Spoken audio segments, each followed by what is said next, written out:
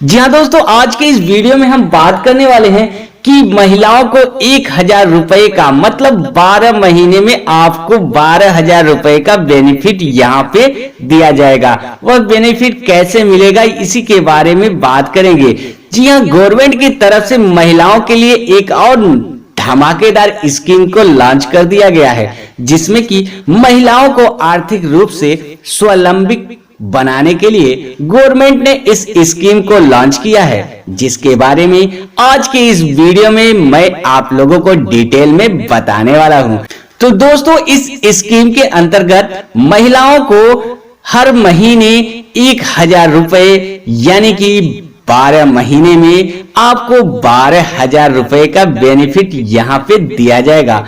कौन कौन सी महिलाएं यहाँ पर आवेदन कर सकती हैं और किस तरीके से आवेदन कर सकते हैं और आवेदन करने के लिए कौन कौन से डॉक्यूमेंट लगने वाले हैं, तो सारी जानकारी को आज इस वीडियो में हम बताएंगे आप लोगों को। तो वीडियो काफी इंटरेस्टिंग होने वाली है, तो आप लोग वीडियो को लास्ट तक जरूर देखिएगा। और अगर आप लोग चैनल पे पहली बार आए हैं तो चैनल को सब्सक्राइब करके घंटी को जरूर दबा ले। यहाँ हर रोज नॉलेज से भरपूर एक नई वीडियो देखने को मिलती है। तो चलिए शुरू करते हैं। तो सबसे पहले आपको अपने मोबाइल या लैपटॉप के किसी भी ब्राउजर को ओपन कर लेना है। ओपन करने के बाद में आपको यहाँ पे टाइप करना है महतारी वंदना। जैसे ही टाइप करके आप सर्च करेंगे, देखिए आपके पास में यह पहला लिंक ही ओपन होगा। यहाँ पे लिख रहा है महतारी वंदन योजना। आपको इसी को क्लिक करना है। इस पे क्लिक करने के बाद देखिए आपके सामने एक ऐसा इंटरफेस खुल के आएगा। यहाँ पे देखिए यह जो है गवर्नमेंट की ऑफिशियल साइट है। यहाँ पे आपको दिखा रहा है महतारी वंदन योजना। यहाँ पे देखिए 12,000 रुपए वार्षिक वित्तीय सहायता विवाहित महिलाओं को दिया जाएगा। 12,000 रुपए वार्षिक यानी कि महीने का 1,000 रुपए विवाहित महिलाओं को दिया जाएगा। और उसके बारे में जान लेते हैं कि दस्तावेज कौन कौन सा लगने वाला है। इसके बारे में हमने जो है पहले से एक वीडियो बना रखा है, जिसमें हमने डिटेल में बताया है कि कौन कौन से डॉक्यूमेंट यहाँ पे लगने वाला है। जो इस वीडियो को नहीं देखा है, डिस्क्रिप्शन में लिंक मिल जाएगा, उसमें जाके आप देख सकते हैं। चलिए हम इसके बारे में थोड़ा बता देते हैं कि आपके पास आधार कार्ड होना अनिवार्य है। उसके बाद मोबाइल नंबर होना चाहिए। मोबाइल नंबर बैंक खाते में दर्ज होना चाहिए, यानी कि वह मोबाइल नंबर आपके बैंक अकाउंट से लिंक होना चाहिए। उसके बाद जो है यहाँ पे व्यक्तिगत बैंक खाता यानी कि महिलाओं को स्वयं का बैंक अकाउंट होना अनिवार्य है। यानी कि जो महिला इसमें आवेदन करेगी उसी के नाम से बैंक में अकाउंट होना चाहिए। ज्वाइंट खाता यहाँ पे नहीं चलेगी, यानी कि ज्वाइंट अकाउंट यहाँ पे नहीं मान्य होगा। उसके बाद बैंक खाता आधार लिंक, यानी कि आपका जो अकाउंट है वह जो है आपके आधार से लिंक होना चाहिए। चलिए हम लोग जान लेते हैं कि इस योजना में हमें 12,000 रुपए वार्षिक कैसे मिलेगा, कैसे आवेदन करेंगे। उसके लिए दोस्तों यहाँ पे ऑफिशियल साइट पे आने के बाद में देखिए यहाँ पे आपको दिखा रहा है आवेदन की स्थिति। आवेदन की स्थिति यानी कि यहाँ पे आप क्लिक करेंगे तो यहाँ पे आपको आवेदन की स्थिति दिखाएगा कि आपने अगर आवेदन किया है तो आपका जो है इस समय कहाँ पे फॉर्म है, एक्सेप्ट हुआ कि नहीं एक्सेप्ट हुआ, उसमें क्या कार्यवाही चल रही है, सारे डिटेल को यहाँ पे आप देख सकते हैं। लेकिन अभी हम लोगों ने आवेदन नहीं किया है, तो उसके लिए हमें जो है यहाँ पे देखिए दिखा रहा है आवेदन पत्र। तो इसी आवेदन पत्र पे हमें क्लिक करना है। तो जैसे ही आवेदन पत्र पे क्लिक करेंगे हमारे सामने एक जो है फॉर्म खुल के आ गया। यहाँ पे देखिए फॉर्म को दिखा रहा है महतारी वंदन योजना 2024, यानी कि यह जो है अभी लॉन्च ही किया गया है। उसके बाद देखिए यह जो है फॉर्म आपके सामने खुल के आ गया। चलिए जान लेते हैं कि इसे कैसे हमें फॉर्म को भरना है, कौन से ऑफिस में किस जगह पे इस फॉर्म को जमा करना है कि जो कि हमारा जो है फॉर्म एक्सेप्ट हो जाए और हमें महीने का 1,000 रुपए मिलना स्टार्ट हो जाए। तो देखिए यहाँ पे इस फॉर्म को जो है यहाँ पे सबसे पहले नंबर पे दिखा रहा है आवेदन स्थान, यानी कि आप जो है किस जगह से इस फॉर्म को अप्लाई कर रहे हैं। उसके बाद जो है जिस डेट को आप अप्लाई करेंगे उस डेट को डाल देना है। उसके बाद देखिए यहाँ पे जो है आपके पास में एक पासपोर्ट साइज का फोटो होना चाहिए और इस देखिए यहाँ पे लिख रहा है स्व सत्यापित फोटो। स्व सत्यापित फोटो वह फोटो होती है, यानी कि यहाँ पे आपको फोटो लगाना है। फोटो लगाने के बाद में जो है उसी फोटो पे आपको क्रॉस में सिग्नेचर करना है, यानी कि अपना हस्ताक्षर करना है कि आधा आपका सिग्नेचर फॉर्म पे रहे और आधा सिग्नेचर आपका फोटो पे रहे। इस तरह से स्व यानी खुद से हम सत्यापित कर रहे हैं कि यह जो फोटो है वह मेरा ही है। उसके बाद देखिए दोस्तों, पहले नंबर के क्रमांक में आपको क्या लिखना है, कैसे भरना है। फॉर्म को एकदम सही भरिएगा। अगर एक भी मिस्टेक हुआ तो आपका फॉर्म जो है रिजेक्ट कर दिया जाएगा, फिर आप जो है इस योजना का लाभ दोबारा नहीं ले सकते। इसीलिए फॉर्म को ध्यान से भरिएगा, यहाँ पे कोई गलती ना कीजिएगा। चलिए हम बताते हैं। यहाँ पे देखिए दिखा रहा आवेदिका का प्रकार, यानी कि आप विवाहित है, विधवा है या तलाकशुदा है। यहाँ पे आप अपने अकॉर्डिंग जो है कर लीजिएगा। इसी के ऊपर आपको टिक करना है, यानी कि ऐसे टिक का निशान लगाना है जो भी आपका कैटेगरी हो। उसके बाद देखिए दूसरे नंबर पे दिखा रहा है आवेदिका का नाम। यहाँ पे आवेदिका इसलिए प्रयोग किया गया है क्योंकि यह सिर्फ महिलाओं के लिए है, यानी कि जो आवेदिका है, जो महिला है, उसका जो आधार कार्ड में नाम है वही नाम यहाँ पे लिखना है। उसके बाद देखिए आवेदिका के पति का नाम भी जो उसके आधार कार्ड में है महिला के, वही जो है यहाँ पे उनके पति का नाम लिखा जाएगा। उसके बाद आवेदिका के पिता का नाम, यानी जो महिला है उनके पिताजी का नाम लिखना है।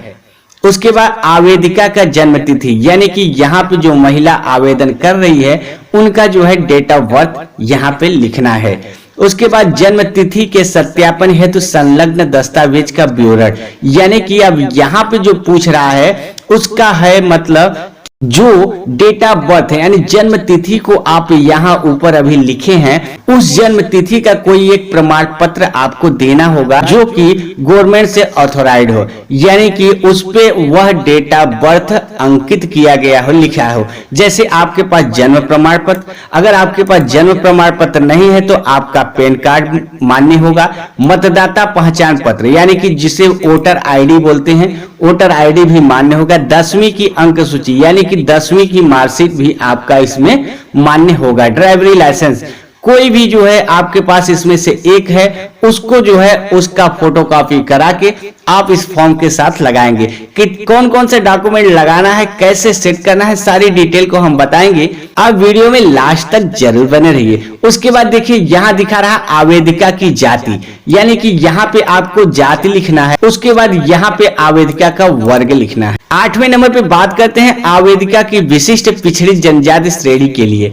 यहाँ पे लिखना है हाँ या नहीं में आपको जवाब देना है। 9 नंबर वाले ऑप्शन पे आते हैं तो यहाँ पे जो है बहुत से लोग कंफ्यूज हो जाते हैं कि क्या लिखना है, इसमें कुछ समझ में नहीं आता। तो इसमें देखिए 9 नंबर आप तभी लिखेंगे अगर यहाँ पे 8 नंबर वाले यहाँ पे इस जगह पे जो है आप जो है अपनी जनजाति की श्रेणी को अगर हाँ किए हैं, अगर यहाँ पे आप जनजाति की श्रेणी में आते हैं, अगर यहाँ पे हाँ किए हैं तो आपको यहाँ पे लिखना है कि आप कौन से जनजाति में आते हैं, यानी कि कमार में आते हैं, बैगा में आते हैं, बिरहोर में आते हैं, पहाड़ी कोरवा में आते हैं। इस सब में जो है आपको सेलेक्ट करना है। उसके बाद 10वें नंबर पे आते हैं आवेदिका का अस्थाई पता, यानी कि जो आवेदिका है, यानी कि जो महिला आवेदन कर रही है, फॉर्म भर रही है, 1000 रुपए का लाभ लेने के लिए पर महीने का, उसका यहाँ पे पता लिखना है।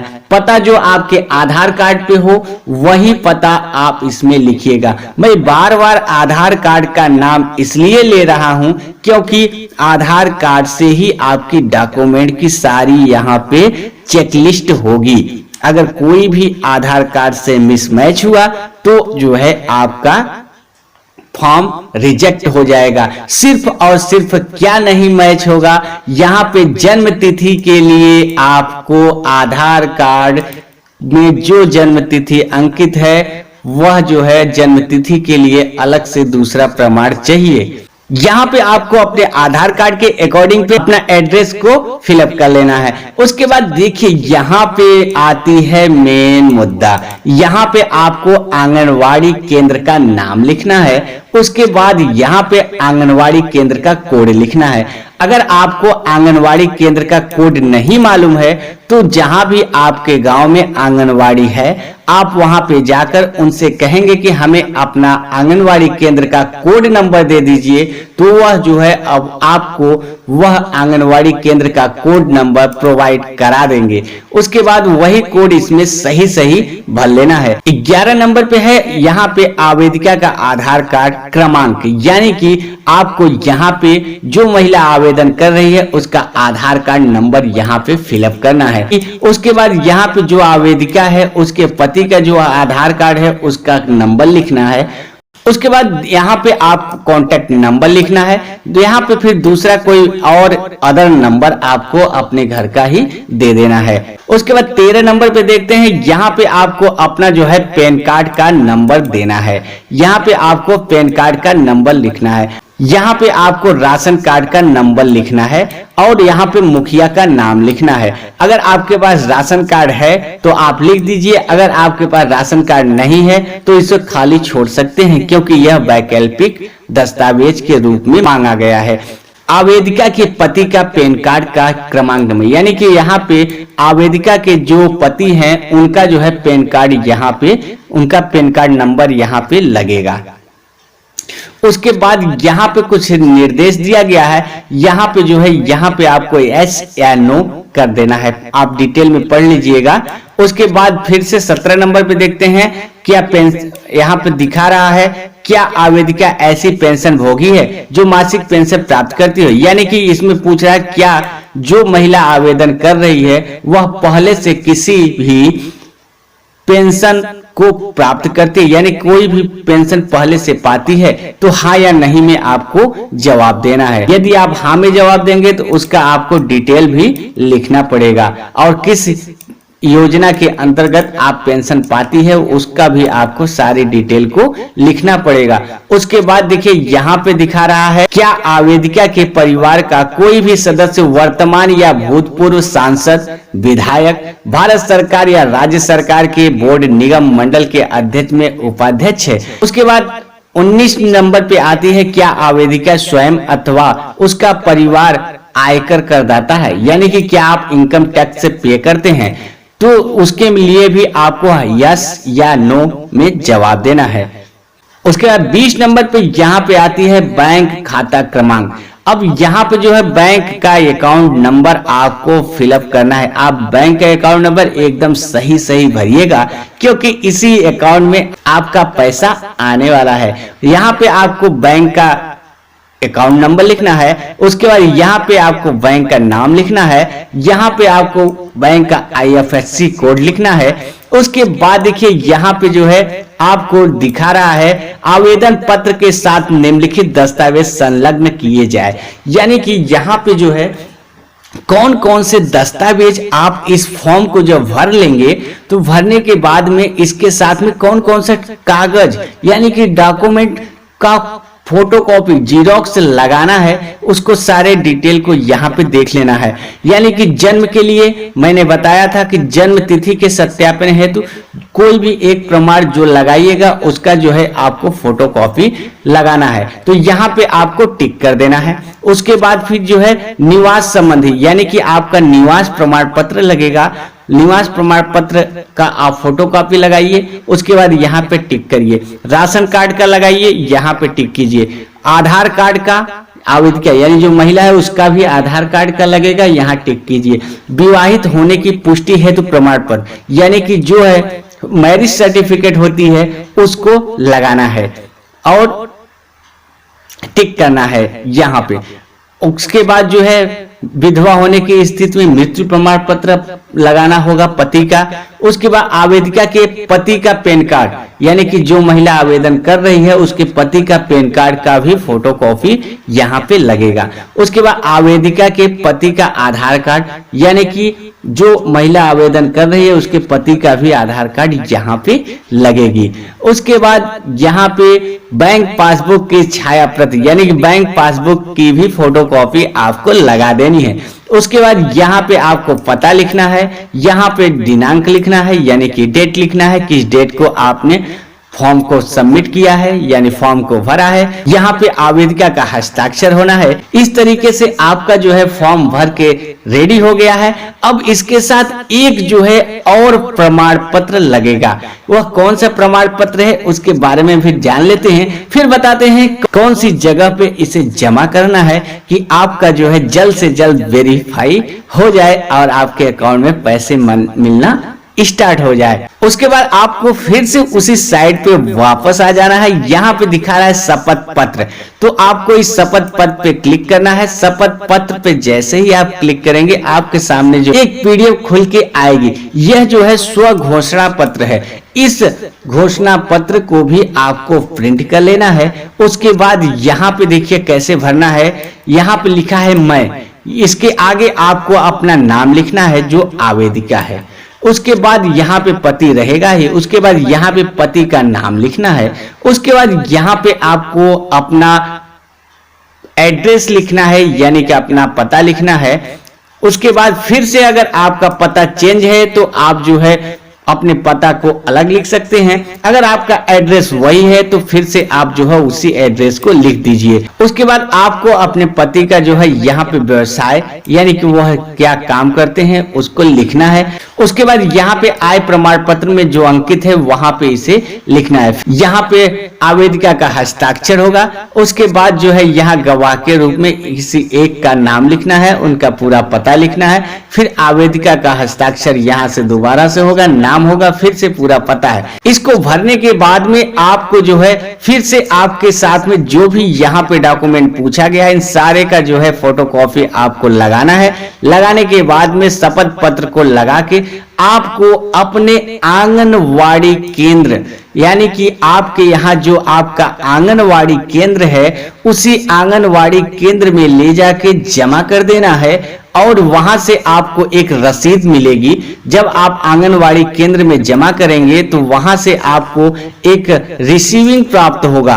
ये देखिए पावती रसीद यानी कि जो आंगनवाड़ी केंद्र के अधिकारी होंगे इस फॉर्म को लेंगे, उसके बाद आपको रिसीविंग दे देंगे।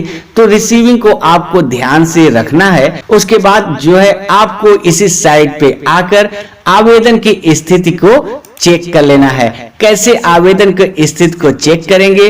अगर आपका कुछ ही दिनों में वेरीफाई हो जाता है तो ठीक है, नहीं होता है कैसे वेरीफाई कराना है, कौन से ऑफिस में जाना है कि आपका कुछ ही दिनों में वेरीफाई हो जाए, उसके लिए मेरे चैनल के साथ बने रहिए। चैनल को सब्सक्राइब कर लीजिए, हम आपको बताएंगे कि कैसे वेरीफाई करना है। जी हाँ दोस्तों, मिलते हैं अगले वीडियो में और कुछ नया सीखते हैं।